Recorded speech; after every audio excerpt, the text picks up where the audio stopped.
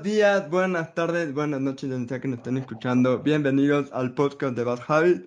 Es el podcast número 34 y puede que sea el penúltimo de la temporada o el antepenúltimo, todavía no lo tenemos muy claro. Bienvenido a otra semana. Primero extender mis disculpas que la semana pasada no hubo episodio, pero como saben, a nuestro amigo, a nuestro compañero del podcast, José, le dio COVID y se está recuperando todavía. A mí me dio una infección estomacal un poco nasty, así que no hubo forma. Y también Richie está haciendo cosas de niño grande, incluso hoy, así que él tampoco podrá estar con nosotros acompañándonos.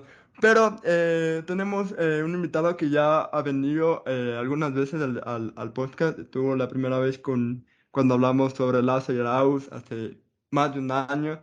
Y después estuvo en el live que hicimos de la segunda vuelta. También hablamos con él, sin estar mal. Parece que estas son las dos apariciones que ha tenido. Y si esta es la tercera, Andrés Román, bienvenido nuevamente. Muchas gracias por estar aquí. No, qué bacán, qué bacán. Gracias a la gente de Bad Habits, qué bacán, como les decía antes de iniciar, he estado bastante conectado a la segunda temporada porque ha sido interesante, ha sido como un respiro, digamos, de tanta política. Claro, porque nos vimos por última vez justo cuando fue ya ya después de la segunda vuelta, y de ahí, y claro, y de ahí ya vino temas políticos y tal, entonces ha sido bastante bacán escucharles. No, y qué gusto poder estar aquí hoy para hablar un poco sobre ahora el tema de coyuntura, ¿no? Que es la Cenicienta. Así que qué bacán y gracias por invitarme. Sí, muchas gracias por conectarte. Pero todos sabemos que el tema de coyuntura es que el Aucas al fin va a quedar campeón de También, la Serie A, ¿no es cierto? también, también, Mínimo vamos ahí, vamos ahí. Libertadores yo le veo. Y a ver, Uh, Andrés debería comentar un poco sobre las promesas que hizo, dependiendo si el Auquitas queda campeón y queda en la Libertadores, ¿no? exactamente, sí, sí, sí. Y aprovecho para la gente que me escucha ahí, que es una promesa. Tengo, bueno, de hecho me hice dos promesas, porque son dos objetivos del AUCAS. El primero, si clasifica la Copa Libertadores, me voy a rapar completamente, ya como. Y si es que por ahí queda campeón, prometí caminar desde Carcelén hasta Chirogado, el estadio. O sea, ir caminando con la camiseta del Aucas y todo eso. Recorrerme todo Quito, si es que queda campeón. Entonces, hay que quede registro para este año, porque sí, sí, invita a soñar el Aucas. Ya, hay que Guarden este mandarle este pod. mensaje a Faría, José. No sé qué piensas para que le motive a los jugadores. Eh, Esa es, esa es. ajá. No, nosotros por otro lado, José, estamos perdiendo con Imbabura, así que se va a hacer otro año negro, lastimosamente, pero bueno, no vamos a tocar ese tema. Pero No vamos vamos a a tocar lo hablar sensible. sobre, vamos a hablar sobre el tema de coyuntura que nos está hablando, que es sobre el tema de la Cenecit. Yo me acuerdo cuando hablamos sobre Lazo, cuando hicimos el análisis del candidato hace un año, hablamos superficialmente de este tema, ¿no? Lo que pudiera suceder, porque era un tema que, una de las promesas de campaña de Lazo, mejorar el ingreso de los estudiantes a las universidades públicas por medio de la ciencia, es decir, que era un órgano prácticamente inútil. No sé si estas fueron tus palabras, pero eso daba a entender, ¿no? Pero, Ya, cuéntate otro chiste, loco. El chiste de libre acceso y que va a aumentar los cupos ya está muy eso, berreado, loco. sí, sí. Mucha venta de humo. Pero bueno, Andrés, hablábamos hace un ratito antes de empezar que tú has estado trabajando acerca de ellos por ya tres gobiernos.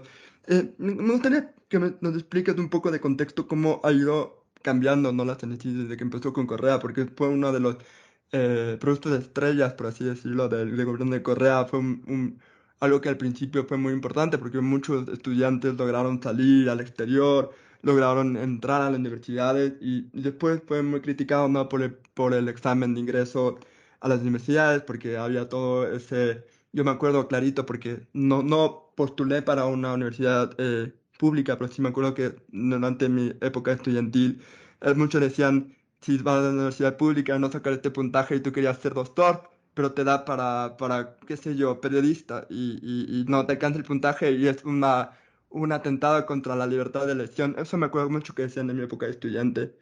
Y porque yo repetía eso, ¿no? Repetía eso porque era la propaganda que me vendían en ese entonces. Entonces, Qué explícanos un vergüenza. poquito cómo ha ido evolucionando la CNC, ¿no? Cómo era en la época de Correa, cómo fue durante Moreno y ahora por qué hemos llegado a este punto con las...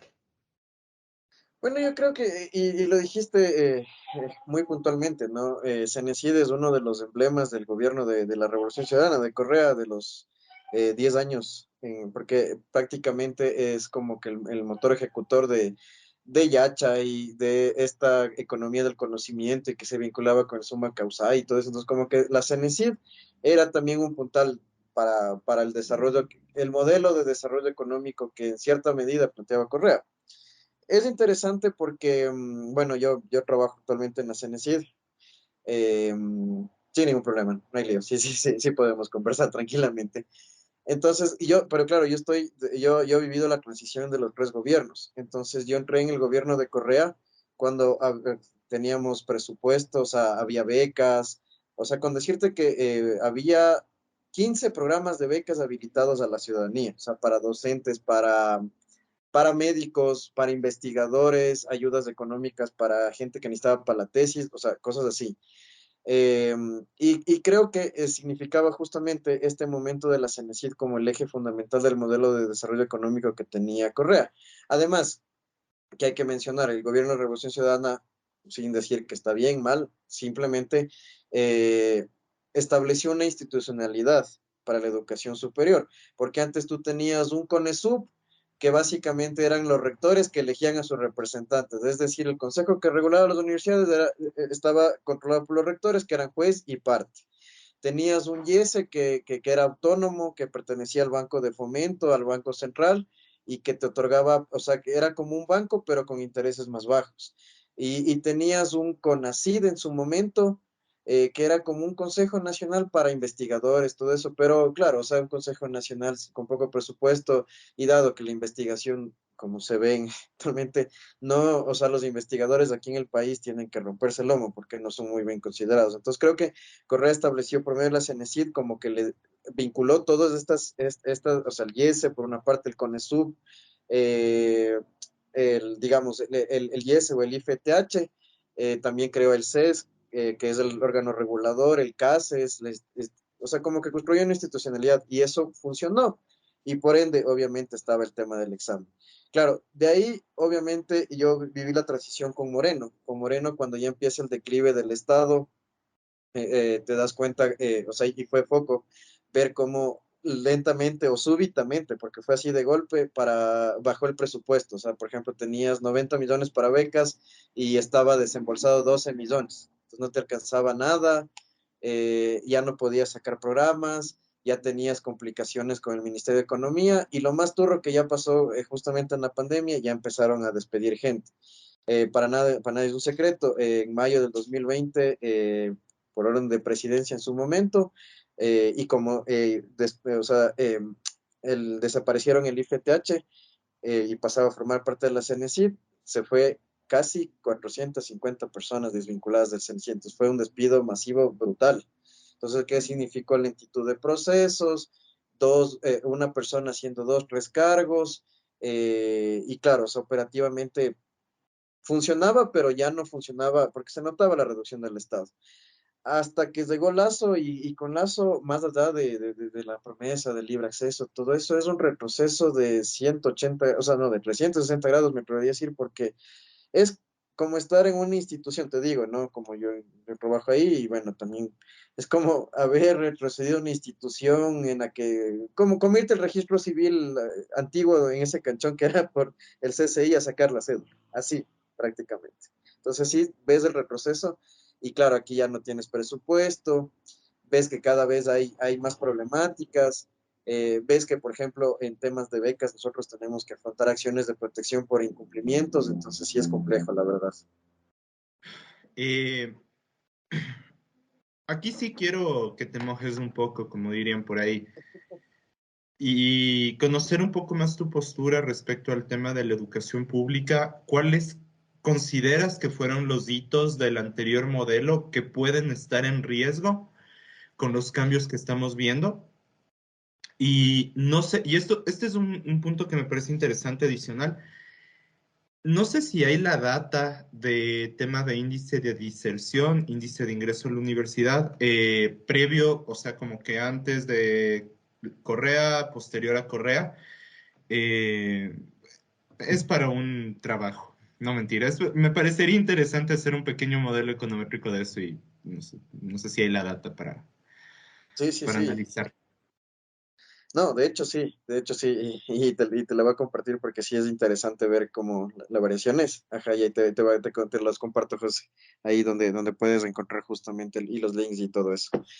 Eh, a ver, rescatable, o sea, y en eso no hay que negar, o sea, por más que se diga que la CNESID no te deja estudiar, que el examen, o sea, del cuco y todo eso, tú ves las cifras y tú tienes una o sea, altas tasas de ingreso a la educación pública, o sea, de tasas de matrícula. eh, entonces, o sea, veías participación efectiva, o sea, tenías, eh, qué sé yo, un medidor claro que tienes 500.000 personas rindiendo el examen a nivel nacional, compitiendo por el número de cupos, entonces tuviste cifras altas, entonces viste que se democratizó un poco el acceso, ¿no?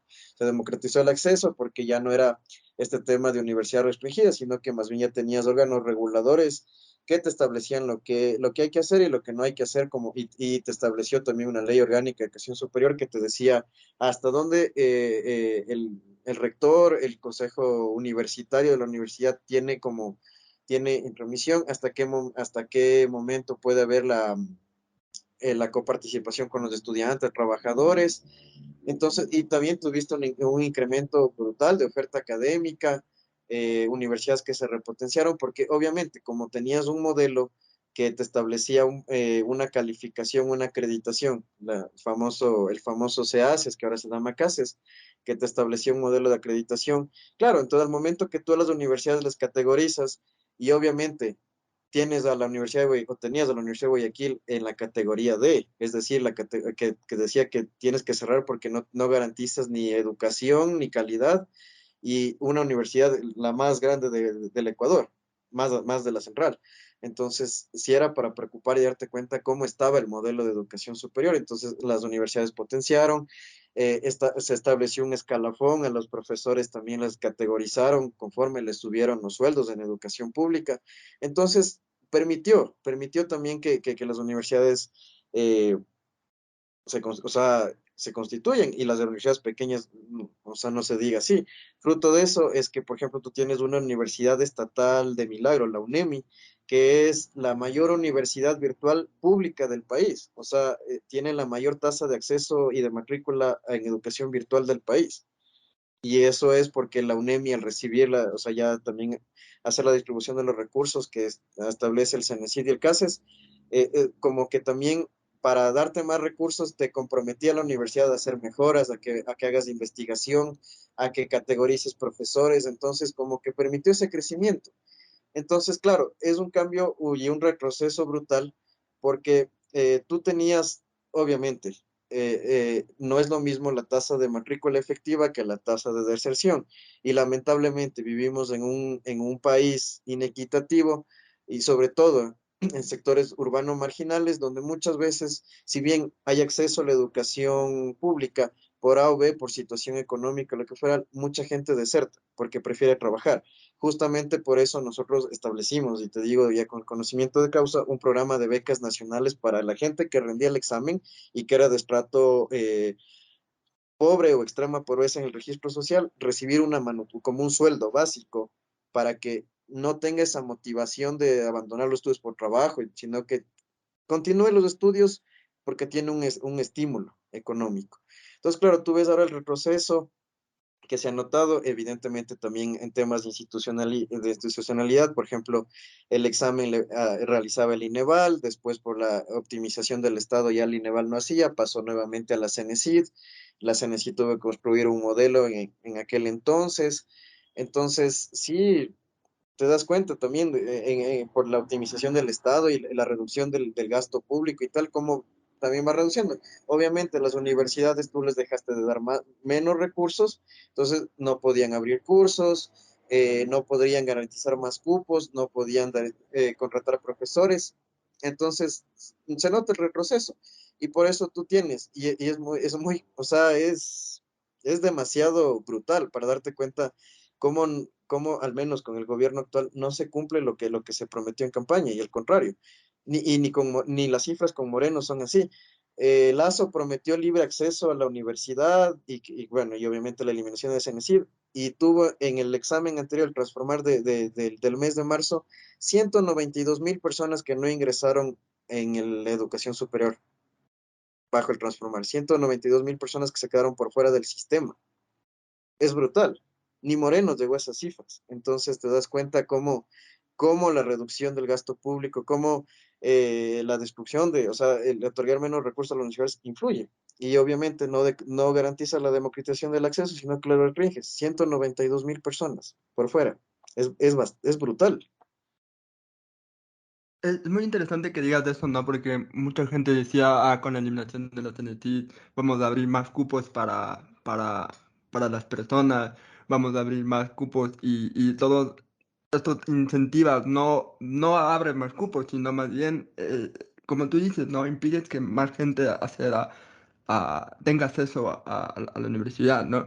Y justamente hablando de eso, ¿por qué crees que viene esa mala propaganda hacia la CNC? Por ser un producto de Correa, es una como que todo, porque hemos visto, ¿no? Desde Moreno todas esas de venganza de que todo lo que tenga asociado a Correa, sea bueno o sea malo, hay que eliminarlo, sea bueno o sea malo, porque la CNC tuvo un tiempo porque hay que ser honestos también, no había muchas denuncias de muchos estudiantes extranjeros que decían que les quitaron las ayudas y muchas de esas cosas, que no me gustaría también tu opinión de eso, pero ¿por qué crees que hay tanta mala propaganda, tanta o sea, se le ve tan mal a la CNC?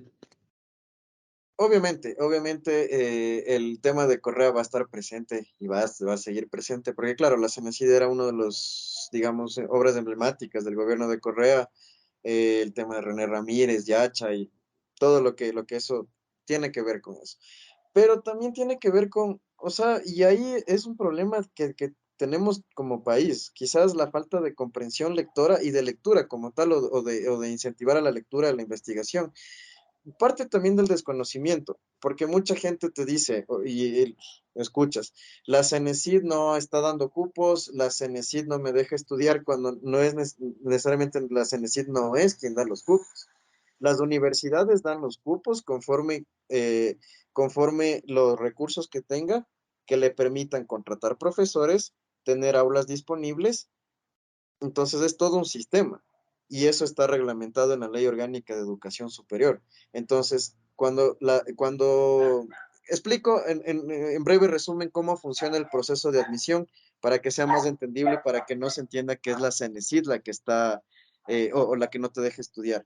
Cuando ya se acerca en este caso, régimen Costa, que es en enero, régimen Sierra, que es en julio, más o menos, como las graduaciones, de nosotros tenemos a los bachilleres que van a la educación superior y claro, también el público en general, porque la plataforma no está cerrada para ninguna edad. O sea, desde los 18 años tú puedes postular.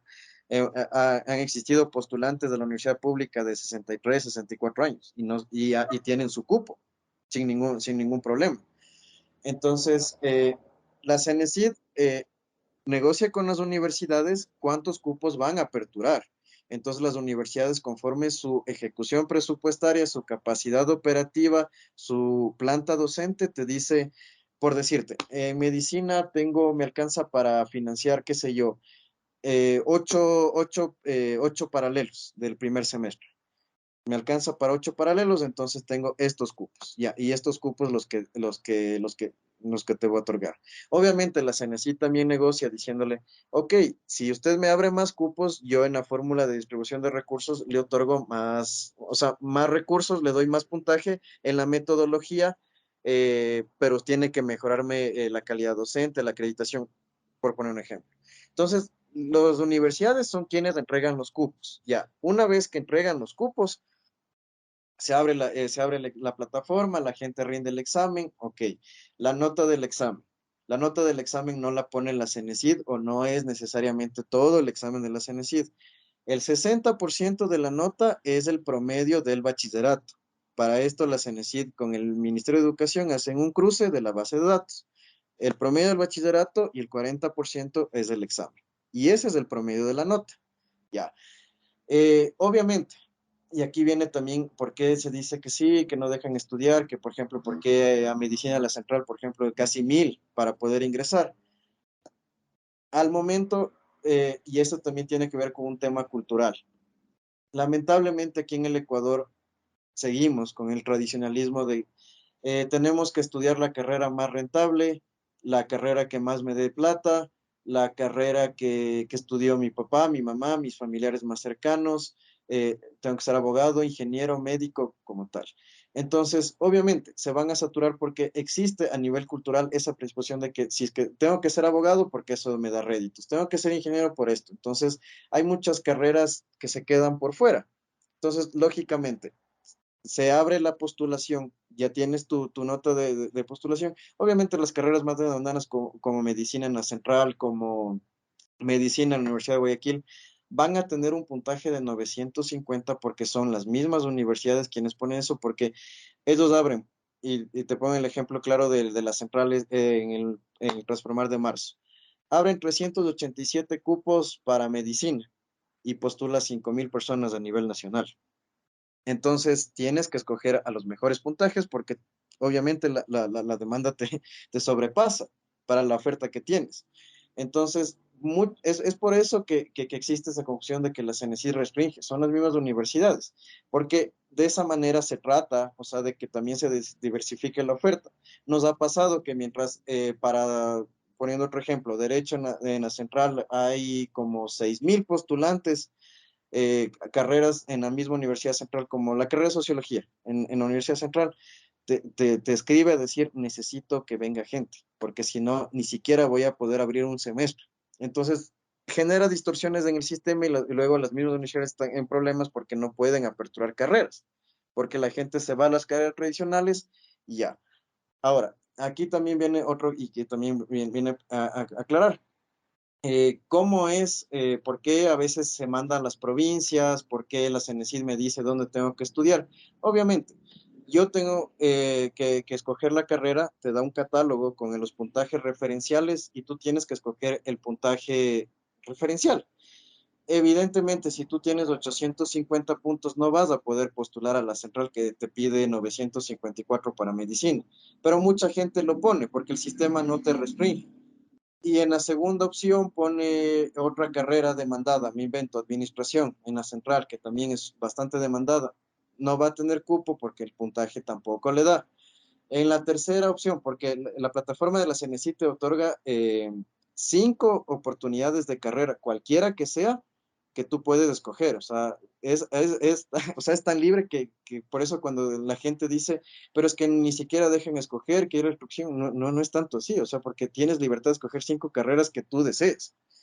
Entonces, en la tercera opción tú le pones, no sé, medicina en la ESP, que también ya aperturó la ESP Medicina. Ya. Y de ahí pones de relleno, porque ya no sabes qué más poner, entonces pones enfermería en La Tacunga y en, no sé, medicina en Ibar. Obviamente tú tienes las 5 opciones, por tu puntaje, como no tienes tanta demanda, te salió medicina en Ibar. ¿Qué por qué? Ahí está la CENESID que me está mandando a estudiar en Ibarra cuando yo quiero, pero tú mismo estás escogiendo, tú mismo pones en el relleno. Obviamente el sistema te va a desplegar conforme tu puntaje. Entonces, también tiene que ver mucho con el postulante.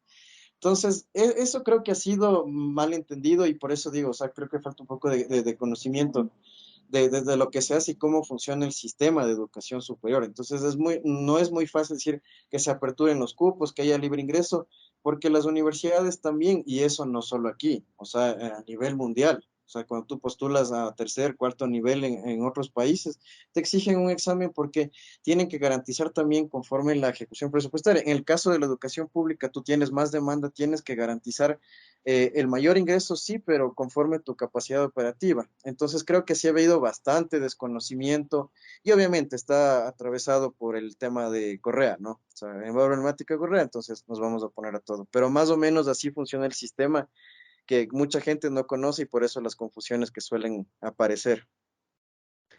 Sí, es que siento que Perfecto. también, perdón, José, solo quiero decir que siento que también es mucha la crítica del típico estudiante de la CFQ que, que a él sí le dejan escoger la carrera porque tiene dinero para entrar a una universidad privada.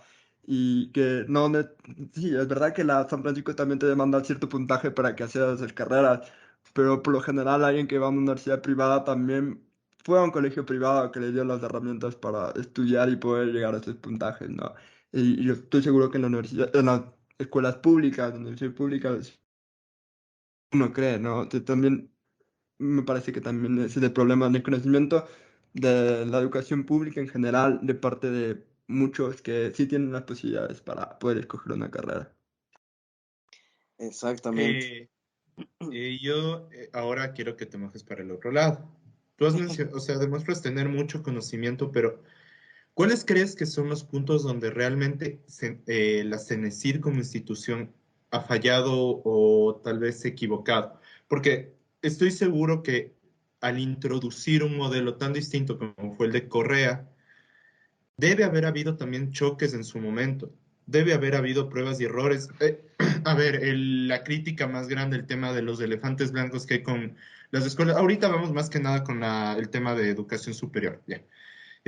Muchos critican, por ejemplo, el tema de Yachay, por ejemplo, como elefante blanco. Obvio, no digo que es un elefante blanco porque de lo que entiendo ha tenido, avanza bastante en tema de investigación y yo creo que no sé, la investigación es uno de los ejes más importantes que se deberían desarrollar, pero además de eso, ¿cuál consideras que realmente se han sido como que errores que ha tenido esta estructura, este sistema, y que más bien debió ser a donde le debería haber apuntado este gobierno y el ministro de Educación, en vez de coger y decir, bueno, ahora las universidades tienen nuevamente la potestad de usar palancas, digo, de poner una prueba?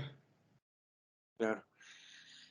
Bueno, ahí sí con conocimiento de causa también te puedo decir que una de las grandes fallas y ahí sí no, o sea, ya, claro, obviamente no depende tampoco del postulante como tal, sino que depende también del sistema del que viene, es las graves, o sea, inequidades que existen en educación media, en educación de bachillerato.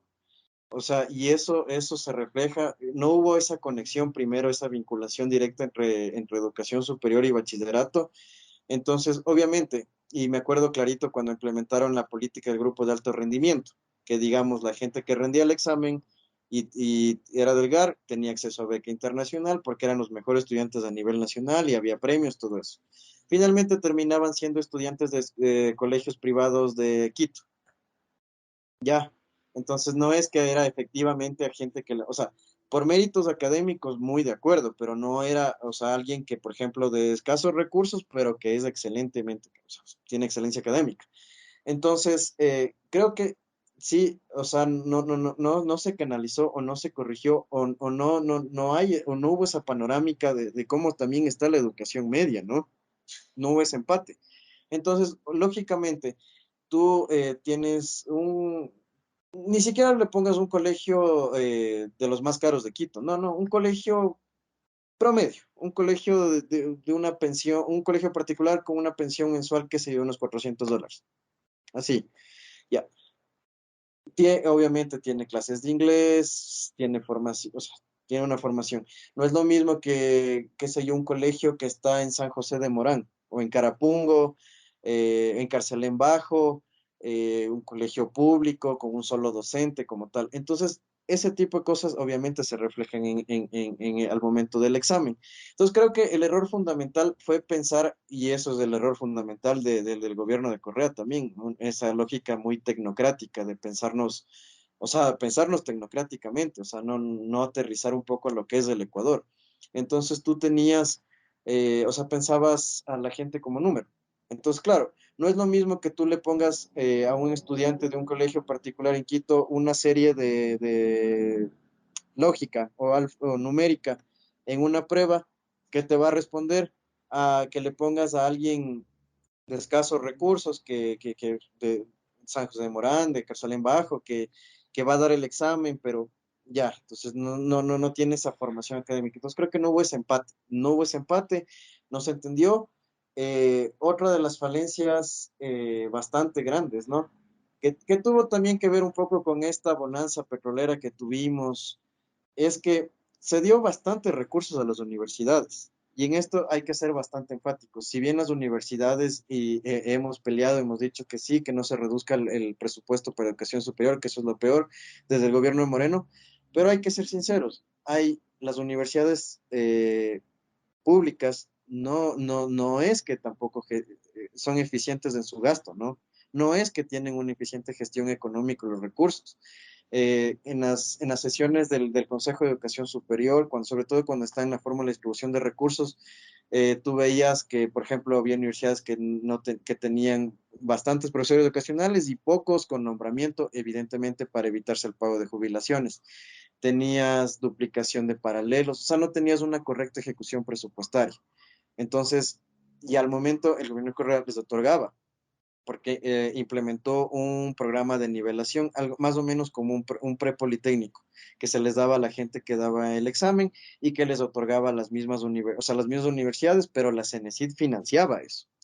O sea, aparte de los recursos que ya le dan para que funcione, la CENESID le pagaba mediante convenio a cada universidad para que le haga un prepolitécnico a cada persona y el nivel y todo eso. La idea es buena, pero claro, obviamente cuando se reduce el gasto público, se reduce el Estado, va a llegar un momento que no van a recibir sus recursos, vas a tener líos contractuales en temas de universidad y CENESID, y evidentemente dejas de impartir el programa de nivelación. Entonces, como que no hubo ese cálculo, ¿no? O sea, se despilfarró el dinero en el buen sentido, o sea, me refiero a que se dio más de lo que se tenía que dar.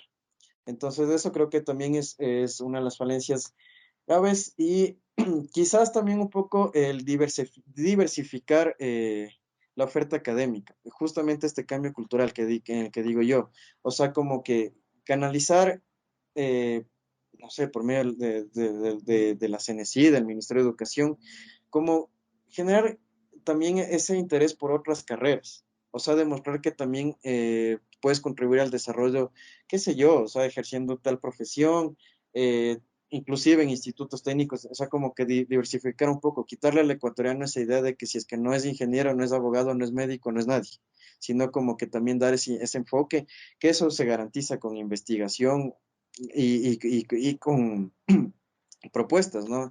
O sea, como propuestas, ver otros campos del conocimiento que caminen hacia el desarrollo. Entonces, creo que eso son los tres puntos principales que yo diría como errores que también generaron distorsión en el sistema, ¿no?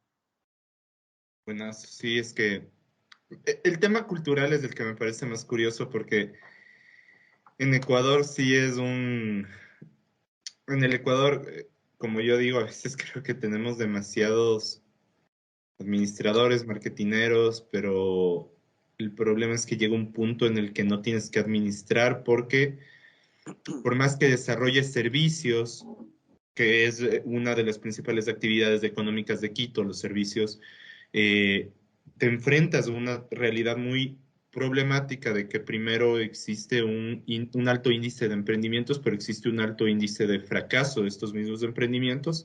Muchas veces se da por un tema técnico, porque es alguien que dijo, bueno, parece una buena idea, pero ¿y dónde está el acompañamiento técnico? Incluso desde el punto de vista de un tema de economistas y demás, que son como que esta figura técnica que a veces falta en este tipo de análisis.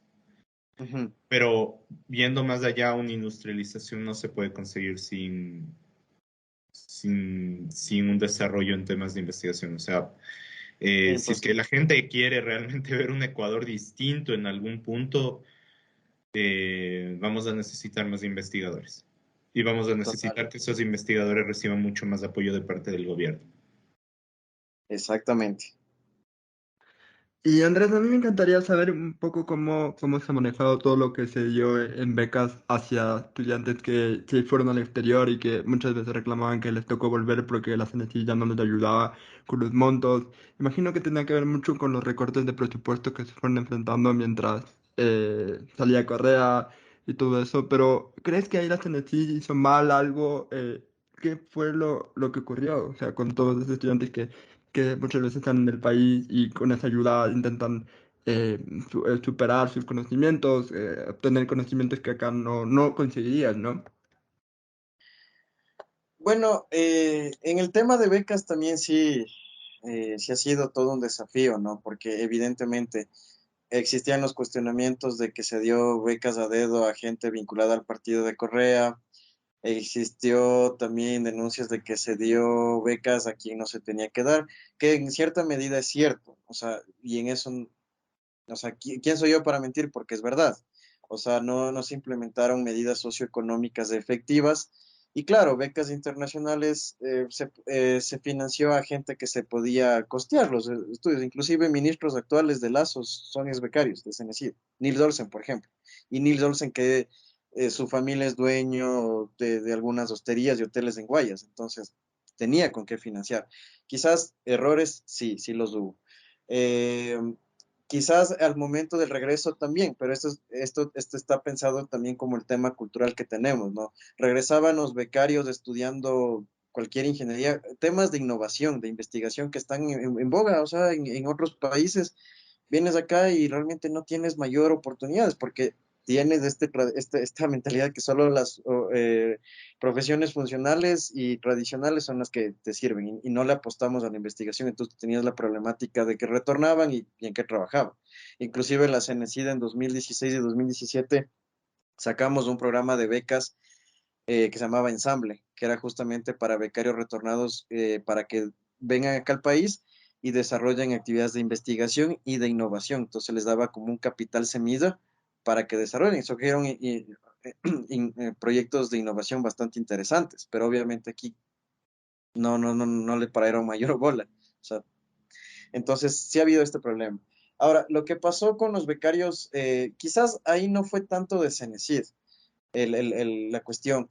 Eh, Cayó justo la pandemia y desde el gobierno, o sea, desde la presidencia como tal, hubo una directriz para que todos los recursos de todas las carteras del Estado pasen a Ministerio de Salud.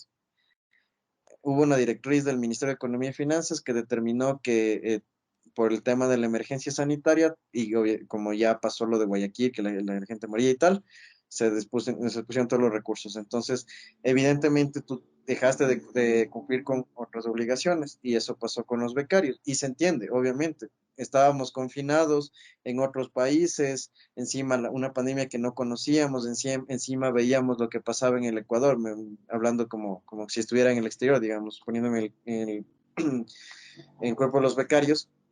Obviamente me voy a desesperar, pero sí, respondió más a eso, ¿no? Respondió más a eso y bueno, luego ya también a temas de optimización, que aprovechando la pandemia, y lo sabemos, el gobierno de Moreno aprovechó la pandemia para cumplir con lo que le establecía el FMI, entonces, y lo logró, porque la gente estaba confinada, la gente estaba preocupada por su salud, entonces se notó eso. Entonces, eso más respondía al tema de los becarios que se quedaron impagos, pero como digo, no respondía tanto a Cenecit, sino que ya una directriz de presidencia de Moreno, en este caso. Qué divertido es traer acotación al buen Moreno de vez en cuando, ¿no? Siempre, Y, siempre. creo que sí va a ser de los presidentes, creo que peor recordados. Algún día estoy seguro que alguien hará esta estadística y Moreno debe estar primero, aunque Lazo está avanzando rápido.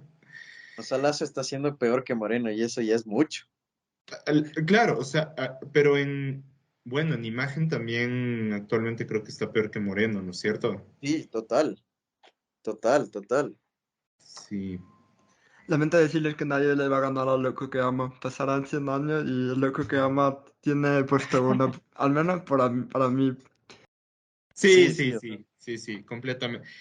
Pero Moreno creo que son diferentes tipos de malos gobiernos. Una cosa es un gobierno corrupto que se roba todas las cosas y otra cosa es un gobierno inútil. Es un exacto. gobierno que no sabe dónde está parado y el gobierno de Lazo es un gobierno que no sabe dónde está parado. Que no saben esto, porque en el gobierno de Moreno hubo demasiada corrupción, o sea, demasiadas trafacías y todo, pero había gente que por lo menos hacía funcionar las instituciones públicas, o sea, Sí, funcionaban. En cambio ahora no tienen idea de dónde están parados. sí, es el tema. Así Creo es. Y que bueno, para ir cerrando, ¿no? Pero ¿por qué hablamos de este tema? No, fue principalmente porque Lazo decidió eliminar el examen de acceso que es la CNT y justo la titular de la CNT, Andrea Montalvo, dijo que obviamente eliminar el examen no va a quitar el problema de los cupos, porque como tú has dicho en este podcast, los cupos los ponen las universidades y las universidades ya se les ha dicho que este año no van a recibir más presupuesto de lo que han recibido, si no están mal. Entonces, eso tampoco soluciona el problema. Pero, ¿qué otros riesgos hay que una universidad haga su propio examen? ¿Crees que pudiera haber parámetros que podrían excluir a mucha más gente? Excluir, por ejemplo, a estudiantes que viven más en la ruralidad. ¿Crees que se pudieran dar Sí, este sí, es tipo de cosas? interesante. Y aquí yo quiero acotar un punto muy interesante porque el hecho de que haya más universidades, o sea, el hecho de que una persona de Quito conozca que hay universidades, invento en Guaranda, por ejemplo, como fue el caso de mi prima que hubiera estudiar allá, también abre una posibilidad, porque puede darse el caso de una persona que, por más que se centralice todo en la Universidad Central y sea de Quito y demás, no consiga cupo. Y entra la Claro. pregunta, ¿a dónde puedo Claro, ir? porque justo yo me acuerdo cuando estudiábamos en el colegio, hubo una época antes de que Correa instruyera todo, que habían un montón de universidades que eran pequeñas, pero que Y daban luego, ciertas y luego, y carreras, luego está el tema y de que las era un universidades problema, de ¿no? Un garage, problema grande que Correa eliminó, de cierta forma, la reguló, por así decirlo, ¿no? Entonces, ¿podríamos que llegar otra vez a eso también? Es sí, una pregunta. y también, y para completarle la pregunta, creo que esto se volvieron tres preguntas. ¿Qué tanto papel juega en esta tergiversación, no sé si llamarlo de esta forma, del sector de la educación pública, la empresa? La empresa que te pide que tengas 5 títulos para un salario mínimo y que tengas 6 años de experiencia. Ya, exagero, exagero. 3 años de experiencia, título de cuarto nivel y, y creo que era una medalla olímpica más o menos a veces, pero no, no, pero realmente, o sea, ¿qué tanto juega el papel de las expectativas del sector empresarial que es ineficiente, que no logra captar suficientes personas para trabajar? Es un hecho que hay un error, hay un fallo ahí. Porque entendamos a la educación como un constructo y con un sistema dinámico que parte desde la educación primaria, que tiene su déficit, la educación media, que ya mencionamos, tiene su déficit, y todo llega para crear un profesional para laborar, para un empleo. Y el empleo no llega, no existe. Entonces ahí completa más o menos la idea, creo que ya fue un chaulafán esto. No, no, no, tranqui. Eh, a ver, el riesgo, ¿qué puede pasar con las universidades que no puedan realizar? Evidentemente, no se niega y de hecho se reconoce que con todo digamos, acreditación, este sistema de calidad que se les categorizó a las universidades, muchas universidades crecieron, ¿no? Crecieron y se institucionalizaron. Entonces tú tienes universidades que tienen buenos, o sea, buenos vicerrectores académicos, investigadores que te pueden, qué sé yo, hacer un examen estandarizado, te pueden construir una metodología, te pueden establecer incluso, o sea, qué parámetros técnicos necesitan. Y más que nada, y esto también hay que reconocer, las universidades de las provincias tienen pleno conocimiento del territorio. Entonces, ellos, como los que más, saben qué necesidades hay, sobre todo las provincias más pequeñas, ¿no? Saben con qué universo cuentan, cómo es la población. Entonces, hay ese conocimiento. Más bien las dificultades que yo le veo es el tema económico. El tema económico, porque implementar un proceso de admisión no es ni económico ni sencillo. O sea, a la CENESID montar el transformar le tomaba cada periodo, ¿no? Son dos transformar en el año. Cada periodo te toma alrededor de 6 meses mínimo, porque tienes que construir ítems, es decir, las preguntas, tienes que validar con docentes universitarios el contenido de las preguntas, tienes que negociar los cupos, tienes que contratar la plataforma tecnológica, tienes que verificar el internet de la fibra óptica de CNT porque es a nivel nacional. Entonces es un montón de cosas es que tienes que consumir la oferta académica que te aprueba el CES, entonces tienes que saber hasta cuándo y qué carreras van a entrar y cuáles no.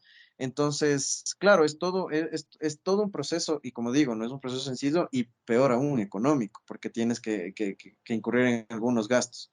Entonces, claro, a una universidad, quizás no en universidades de Quito, Guayaquil, Cuenca, me atrevo a decir incluso Ambato, Ibarra, ya, no es lo mismo que tú, o sea, operativamente puedas construir un examen de admisión desde la central que un examen de admisión desde la Universidad Estatal Amazónica, que queda en el Puyo, porque evidentemente en ejecución presupuestaria reciben menos. La Estatal Amazónica recibe menos porque tiene menos estudiantes, menos facultades, menos capacidad operativa. Entonces, ahí va a ser el tema si es que no tengo los recursos, porque me recortaron los recursos, además de que no me garantizas que me vas a subir presupuesto, sino que vas a mantener el mismo recorte presupuestario desde Moreno, que cada vez me recorta más. Entonces, si no me alcanza ni siquiera para abrir cupos, ¿cómo me va a alcanzar para un proceso de admisión? En términos prácticos. Entonces, obviamente la CENESID puede dar la asesoría y eso tengo entendido en el reglamento general de la LOES que se firmó donde se elimina el examen, la CENESID puede brindar la asesoría técnica. Muchas de las universidades incurrirán nuevamente que la CENESID la asesore técnicamente porque no van a tener el conocimiento, los recursos para poder desarrollar un proceso de admisión. Y más si es que ya tienes un proceso de los bachilleres que salen en la costa en enero y que ya tienes y que entran en marzo a clases, entonces vas a tener este tema. Entonces creo que por ahí ver cómo se garantiza la democratización, porque claro, tú tenías un examen regulado por un reglamento que inclusive te daba más puntaje por acciones afirmativas, si es que eres discapacitado, eh, si es que pueblos y nacionalidades, si es que víctimas de femicidio y violencia de género, inclusive PPLs, porque los PPLs rinden el examen transformar. Los PPLs tenían un puntaje adicional justamente para que puedan estudiar, o sea, como un mecanismo o sea, que puedan vincularse al sistema de educación superior en educación virtual y puedan sacar una tecnología, una carrera. Entonces, ellos y tenían un puntaje adicional. Entonces, ahora, ¿cómo garantizas? ¿Quiénes van a estudiar? Entonces vas a tener tasas de deserción bastante altas porque no van a entrar ni a la universidad pública, ahora ni siquiera hay la CNC, sino la misma universidad me está diciendo que no. Entonces, ¿qué me queda? O trabajar, o en el peor de los casos, dedicarme a actividades como la delincuencia, el narcotráfico, que ahora está en boga. Entonces, generas una crisis social. Y contestándole al José justamente lo que decía, ¿qué tanto tiene que ver la empresa? Creo que y aquí hay que ser muy sinceros, el empresario ecuatoriano le apesta el Ecuador, hay que decirlo. O sea, el empresario ecuatoriano, si es que puede esclavizar, lo hace. O sea, porque no hay esa vinculación efectiva de que te digan, o sea, el sector empresarial, necesito formación. Te digo porque desde CENESID en materia becas, que es donde yo trabajo, nos hemos reunido con representantes del sector productivo, con cámaras, con gente que te puede decir, bueno, necesito este capital humano con el cual yo puedo generar. Nos hemos reunido y dicen, sí, o sea, cuando tengan acá me avisan y pueden hacer pasantías de un mes, o sea, no hay ese interés, o sea, y peor si le dices, pero es profesional calificado, sí, nos pasó con el programa de becas que les conté, el programa de becas de ensamble. O sea, hicimos el contacto con incubadoras para que puedan desarrollar sus proyectos, luego no les paraban bola, luego fingían demencia, luego no le dieron el auspicio o el aval que necesitaban, cosas así. Entonces el empresario ecuatoriano no te establece, por eso nosotros escogemos, en el caso de becas, áreas del conocimiento, tenemos que hacer un informe conforme a los objetivos del desarrollo, del plan de desarrollo, porque ni siquiera como empresarios hay una agenda hacia el desarrollo o que se sepa desde el sector productivo, tengo que potenciar, no sé, la pesca. No, hay una desconexión total, como digo, creo que al empresario ecuatoriano le apesta el Ecuador o se sirve pero no es como que potencia eso. Entonces, evidentemente, el capital humano no es considerado y por eso tienes a gente que te pide 3 años de experiencia, 4 años de experiencia recién graduado de la universidad. Pero ¿cómo genera si es que la misma empresa privada no te genera mecanismos de participación? Qué divertido es hablar de la miopía que tiene la empresa privada en un podcast un martes a las 9:30 de la noche. Nunca va a faltar eso, realmente, porque es verdad, o sea, hay una miopía bastante marcada. Eh, oh, lo escucharon de Andrés, o sea, todo el acercamiento que puede tener la CENESID para impulsar proyectos para que el capital humano sea un poco más respetado, pues sí se queda un poco atrás. Los canales del Estado, como Teleamazonas y Ecuavisa, que ahora son canales del Estado prácticamente, venden la idea justamente de que va a haber menos diserción, va a haber más ingreso a universidades. Y bueno, también venden la idea de que el gobierno de Lazo ha estado bien y no sé cuál es el sentimiento popular, cierto, lo odio. Eh, Creo que es importante tomar en cuenta esos detalles de cara al reto que se viene, porque este tipo, o sea, porque sería interesante realmente antes de que esto suceda, con evidencia empírica ver los niveles de diserción antes, después, con evidencia empírica entender cómo fue el antes y el después de la cantidad de estudiantes, de la misma inversión de las universidades, aunque sabemos que hubo una época de bonanza en el Ecuador por el tema del petróleo. Ahorita tenemos un petróleo alto, no hay una época de bonanza, sino todo lo contrario. Eh, sí, sí sería interesante hacer un análisis. Yo me comprometo a hacerlo tal vez para la tercera temporada. Y le invito al Andrés para grabar un video.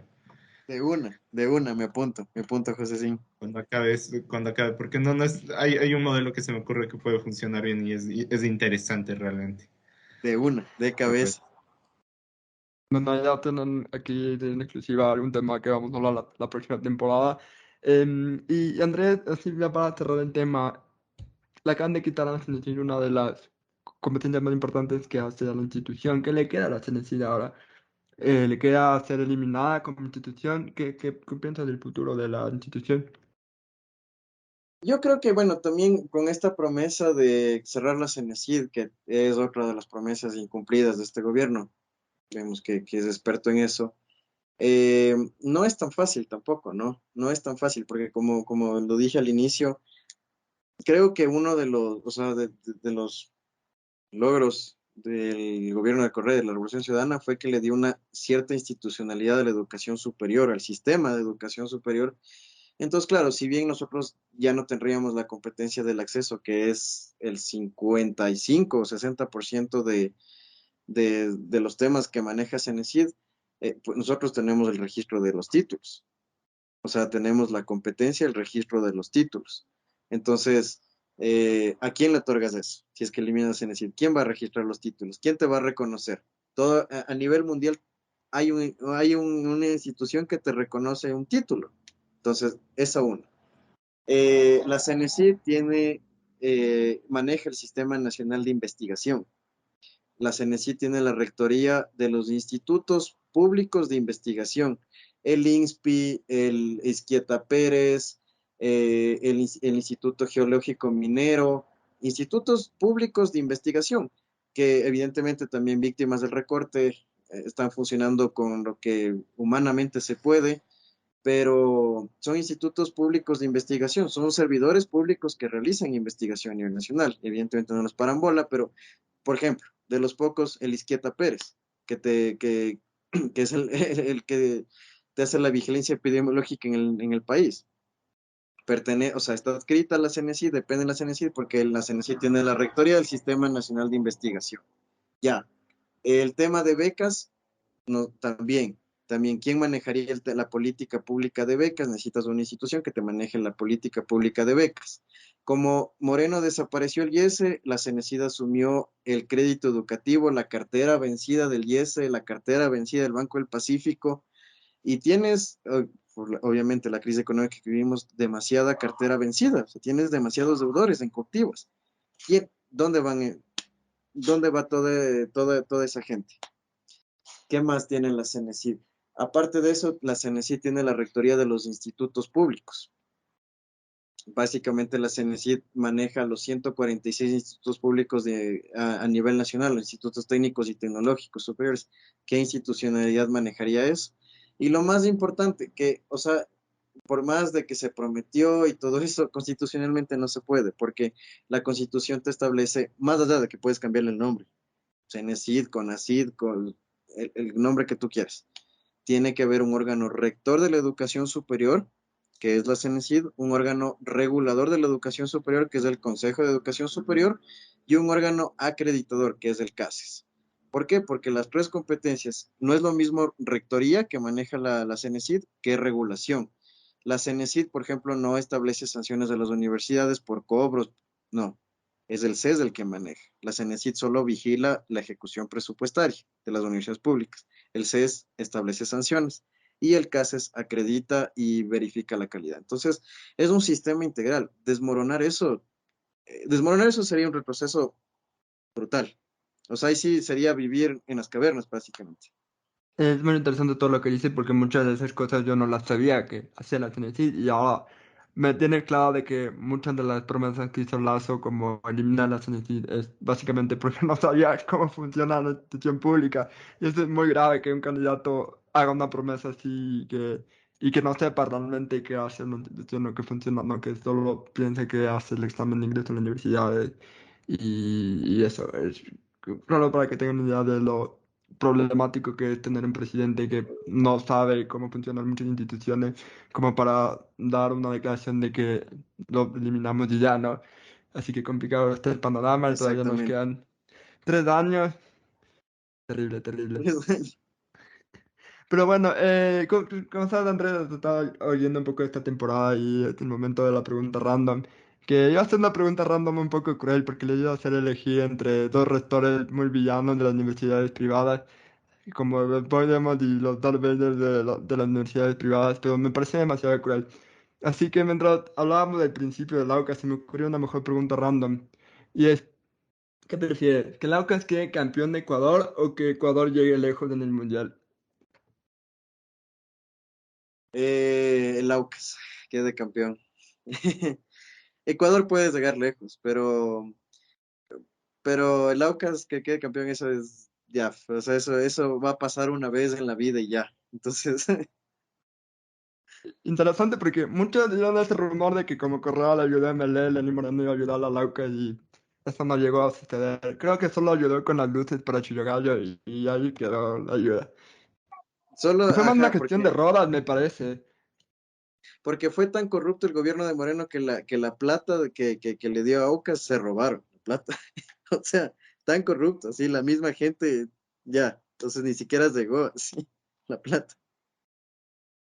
No, pero bueno, se han recuperado y ya no, o sea, esperemos que la quita llegue porque la Liga Ojalá. José, creo que no vamos a tener ni Copa Libertadores este año, honestamente. Qué desgracia, pero bueno, Te firmo, loco. Sudamericano. Si me preguntas entre ir a la Libertadores y que Ecuador marque un gol en el Mundial, te diría que la Libertadores. Así de mal siento que esta liga, en serio. wow, qué choqueante, no lo esperaba, yo no pensé que andaran tan poco patriotas, no, mentira, es broma. Mal, Realmente luego de que hicieron un homenaje a cierto cuerpo represivo del gobierno, sinceramente creo que todo lo que le pasa ahorita es karma.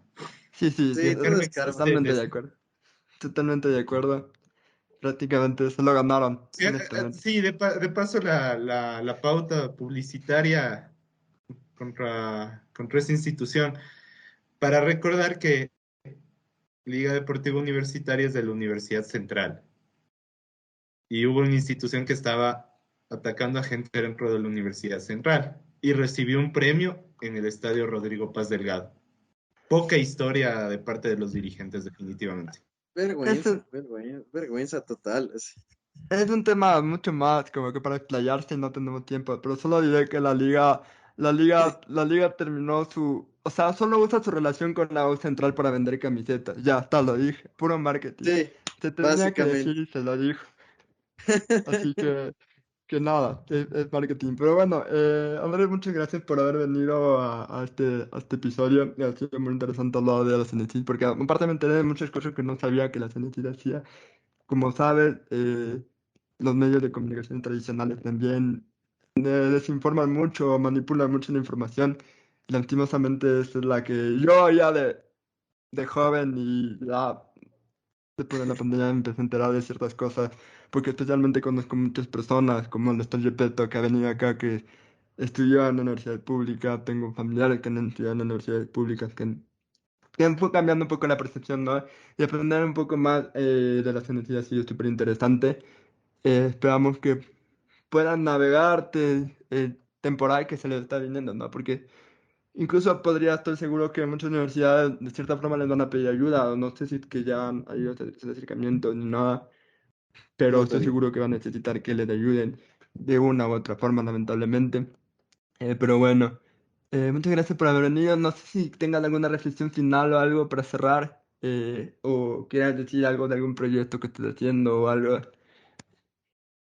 No, bueno, quizás ahí estar pendientes, igual ahí les contaré cómo van las cosas por allá. Gracias nuevamente por el espacio, qué bacán volver a Bad Habits, como digo, me he vuelto fan de su podcast y lo escucho siempre. Y qué bueno ser parte de esta segunda temporada que ha estado brutal, así que pilas también la tercera. El Lauquitas quedará campeón. Y nada, y también ahí, si es que quieren hablar de fútbol, también bienvenidos, porque también le hacemos al fútbol. Así que sí merece hablar también sobre la Liga Pro y el fútbol ecuatoriano. Pero más nada de eso, bacán. Y sigan adelante, que su proyecto es muy bacán. Ahorita me acordé que justo tuvimos de un clásico en Casablanca hace poco, que fue un partidazo, que quedaron 4-4 4 a y 4 exacto. un partido, ajá, sí, sí, es verdad. No, Cierto, qué golazo se marcó. Oye, qué triste es pensar que medio equipo de esta liga salió. Bueno, ajá. eso explica, la liga va ¿Cómo a están? volverse el Espoli, con eso diré todo. Liga va Vamos a a ser hacer el nacional de esta No, década. no, el Espoli. El Nacional es del Nacional. Nosotros vamos a hacer el Espoli este paso. Eh, mira, Ya podría comenzaron, ser. ya comenzaron Complicado. vinculándose, loco. A todo esto, ¿qué pasó con el Espoli? Siento que están volviendo muchos equipos vintage de mi infancia, tipo Imbabura, 9 de octubre no fue parte de mi infancia, pero sí volvió como que, claro, con la plata de los Bucaram, pero bueno, volvió. Solo falta que revivan al Banco Filambanco y salga el equipo Filambanco a jugar la Liga Pro. Solo falta eso nomás. Solo falta eso, porque ya se siente muy de los 90 como hemos dicho en este podcast. Bueno, Andrés, muchas gracias por venir. Yo creo que la próxima semana sí será el final de temporada. Se supone que es el debate, pero siempre que prometo algo no sucede, porque se supone que íbamos a hablar del aborto y no sucedió. Creo Eh, que, oye, podemos grabar uno primero del aborto y luego el debate. no sé, José, no sé, no, necesito empezar a filmar esta tercera temporada o llegar a septiembre más estresado de lo que ya estoy. Así que tal vez tengamos que mover a la tercera temporada. O tal vez quedan 2 capítulos, quién sabe. Hay que hablar también con Richie porque honestamente él es el que está muy ocupado últimamente. Así que habrá que dialogar con él. Andrea, muchas gracias por haber venido y a la audiencia, muchas gracias por escuchar. Nos vemos la próxima semana.